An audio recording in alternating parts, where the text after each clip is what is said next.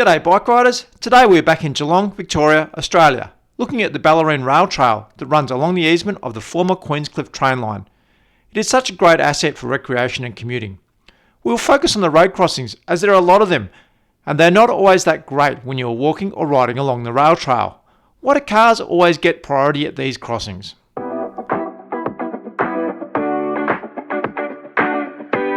We're just looking at the first 16 kilometres from Geelong to Drysdale. We might do another video about the section from Drysdale to Queenscliff another time. I'm the Bike Route Buddy, bringing you bicycle infrastructure reviews from Geelong and further afield. The Queenscliff railway line opened in 1879, branching from the South Western line or the Warrnambool line at South Geelong. The line ran passenger services until 1959, but remained open for freight customers until 1973 when it was permanently closed. The line was torn up between Geelong and Drysdale, but the remaining line between Drysdale and Queenscliff still runs as a tourist service during peak holiday periods. The sites of the stations are still marked along the route. Since the closure of the line, a shared path has been built where the tracks were between South Geelong and Drysdale, and then beside the tracks between Drysdale and Queenscliff. The first section is sealed, but from Drysdale to Queenscliff it is a gravel path. All the platforms and stations between Geelong and Drysdale were removed, and now just a sign remains at these locations. Let's start our journey just a little south from South Geelong train station, with the branch line split from the main line. There were some major works going on upgrading the main line from South Geelong to Warren Ponds, so we won't focus on this part too much. There are some great sections on the rail trail that run off-road, fully separated from cars and for reasonably long sections. It runs through urban areas and out into the countryside through farms. In these sections, it's pretty fast and a stress-free way of commuting from Leopold and Drysdale into South Geelong. One of the biggest issues is the number of road crossings that have to be made. For the first few kilometres, it's a constant on and off the bike as you navigate the crossings. Some of these crossings make it a no-go zone for some kids, especially the few located near roundabouts.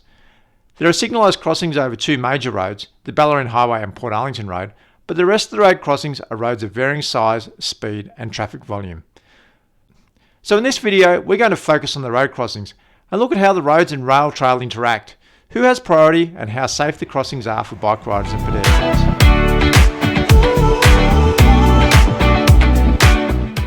Alright, so let's start at crossing number 1 at Breakwater Road. It is on the speed up out of the roundabout and it can be quite difficult to navigate. It has got deep gutters and the refuge point in the middle is quite short. The road is 60 km per hour. We already know how to build safer roundabouts for bike riders, and considering we expect bike riders to be here, this would be a good candidate for a raised crossing. It's only 350 metres along to the next intersection at St Albans Road, and again we have to give way just a few metres from the roundabout. People slowing down are looking to their right as they are about to enter the roundabout, and if the traffic is queued, it can be quite hard to get eye contact with the driver to get across between the cars. There is no refuge point at this crossing, so you have to get across both lanes in one go. This could be another candidate for a raised crossing. Crossing number 3 is only a further 650 metres away at the busy Boundary Road. You need to be concentrating hard to get across this crossing. A lot of the traffic comes out of the close by Bellarine Highway and heads south out of this intersection at speed. Car traffic is highly prioritised and drivers are wanting to quickly get up to 60 km per hour. This intersection is a barrier to many parents letting their children head out for an independent ride with their friends. So in 900 metres we have already had 3 busy road crossings. These 3 intersections where bike riders have to cross the 3 roads in close proximity is also a big barrier for commuter cyclists using the rail trail. It is much faster to ride on the road where you can ride through the roundabouts rather than having to give way to the cars as they exit or enter the roundabout. One could also argue that it is safer riding through the roundabouts rather than trying to cross these 3 roads. Moving another 600 metres further, we were unclipping again to stop and give way to all the traffic on Wilson's Road. It's another 60 km per hour road, no refuge in the middle, and can carry quite a bit of traffic. There are often parked cars blocking the sight lines and sometimes even blocking the path. A bit of a bump out here would have been good, or again a raised crossing to slow cars down and delineate where people might be. Coppard's Road is the next one. It's the same as Wilson's Road at 60 km per hour, no bump outs and no refuge. Some of the crossings have warning signs like this one to let drivers know that there might be walkers and bike riders crossing, but on Coppard's Road there's not even a sign. Crossing number 6 is the Bellarine Highway, which is the main road down to the Bellarine Peninsula. There are 2 lanes of 80km/h traffic in each direction, but the crossing is signalised. Depending on the time of the day, the light sequence can be very long once you have pressed the beg button. Usually what happens here is that people walking or riding press the beg button, and when it doesn't change for some time, they just cross when the road is clear. Once they have crossed, the lights change to stop the drivers, but the walkers and bike riders have already crossed. When there is a long wait time after pressing the button, it doesn't work for bike riders or drivers. I'm not sure how the sequencing works. On the way out, it took 30 seconds for the lights to change, but on the way back, it took 1 minute and 7 seconds. If I wasn't filming, I may have just crossed when there was a gap in the traffic. I still don't understand the delay. It is a long way to the lights in either direction, so it's not like they need to be synchronised with the other ones. While I'm here, you got to love this sign. The 7th crossing in the 4.6 kilometres since we started is Moolap Station Road. There is a sign to warn drivers that there might be bike riders and pedestrians in the area, but don't bother slowing down, keep to 80km/h speed limit. This road used to have a bike lane marked along it that just didn't exist. We've done 2 videos about the phantom bike lane on this road. Check out the Moolap Station Road videos on this channel. Kildare Street, I hope I pronounced that correctly, is the 8th crossing, only another 900 metres on from Moolap Station Road. It's a small gravel road, but I can't find a speed sign anywhere along this road, and as it connects 2 80km/h roads, I guess it must be 80km/h.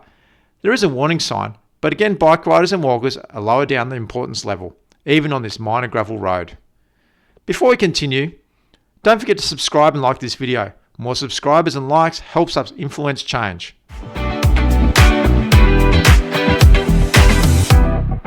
The 9th crossing, Whitehorse Road, is an interesting one. There are all these pavement markings for walkers and bike riders saying, road crossing ahead. I wonder what is so special about Whitehorse Road that the rail trail deserves extra markings here. There were none of these on Moolap Station Road. The speed limit is the same at 80, but the road is smaller and carries less traffic. Yet this deserves more warnings. I don't quite get it. The road has an 80km speed limit with just a yellow warning sign to say that there could be walkers and riders around. There are not even markings on the road to show drivers where they are likely to encounter said walkers and bikers. But for the bikers, it is almost in flashing lights that you're approaching a road. We talk about road safety being a shared responsibility, but it looks like it is bikers and walkers that are taking all the responsibility at this crossing. At crossing 10, Clifton Avenue, you're again putting your foot down to see if there are any cars coming along this small gravel road. It is much like Kildare Street. Again, I can't find a speed limit, so it's probably 80. Melaleuca Road, the 11th, and it's only 400 metres further on from Clifton Avenue. So I've only just got back up to speed and into my rhythm again. This one is pretty busy connector road, but at least the speed is a little lower at 60km/h. But at 60km/h, you've still got a 90% chance of dying if you misjudge this crossing or if a driver isn't paying attention. Like many of the crossings, the gutter is pretty deep. I mentioned earlier about the former railway stations.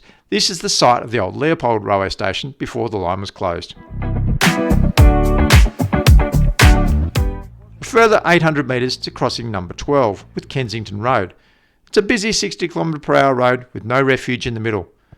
I wonder if the Queenscliff train had to give way at this road.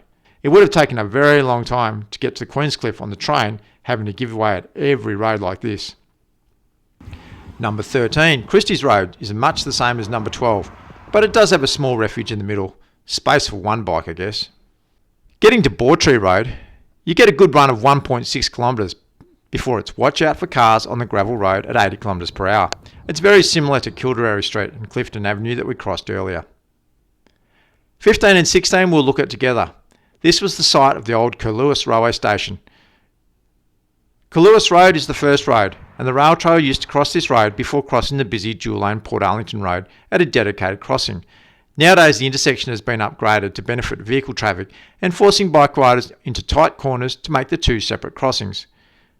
It looks like even though this is a major shared path, the infrastructure has only been built with walkers and drivers in mind. Sometimes the lights line up and you get across both the roads in one sequence. Other times you have to wait a full 2 cycles. You can see where the trail used to go across Curlewis Road and has been blocked off to force riders to use the traffic lights. But what keeps on happening is the gate gets opened and the riders cross Curlewis Road here, so they don't have to wait for 2 lights. Even though this is the only non-car route for many kilometres around, the intersection is still designed just to keep bike riders and walkers out of the way of drivers. It's a good run of 2.5 kilometres past the Kaluas Golf Course before we get to crossing number 17, which is Tivoli Drive. This is a new crossing that was put in when the nearby housing development was built. It is signalised, but again, like the other signalised crossings, there is a wait after you press the button. So many people just cross anyway. In many of these crossings, it might be better to have a raised crossing, giving walkers and bike riders priority and forcing drivers to slow down. That way there is less waiting for both groups. There is a speed hump prior to the crossing that slows drivers down, so that's a positive. Jetty Road is another 800 metres along. It is similar to Tivoli Drive, but carries a lot more traffic. There are no speed humps in the approach, so drivers will be travelling faster along here. The last and 19th crossing is High Street. This is a really busy 60 km/h road, as it is the main road into Drysdale. There is a refuge in the middle, but often there are long lines of traffic to judge to get to it. This is the gateway for the section we have just ridden when you are riding in the opposite direction, as just here is the old Drysdale train station and is marked as the starting point on some of the maps. This crossing is not that welcoming for the first crossing after you leave the main Drysdale station. So there you have it, 19 crossings in 16.6 kilometres. That's an average of one crossing for every 0.87 kilometres. It seems that the crossings are in multiples of about 400 metres. There are 5 signalised crossings and 14 where bike riders have to give way. There are 3 gravel roads and 16 sealed ones, 11 roads with 60 km/h speed limits and 8 with 80 km/h limits. There are so many inconsistencies with the crossings. Some have paint warnings for walkers and bike riders and some not. Some have a warning sign for drivers and others nothing. Some have refuges and some not. This corridor wouldn't have always been the one that had to give way.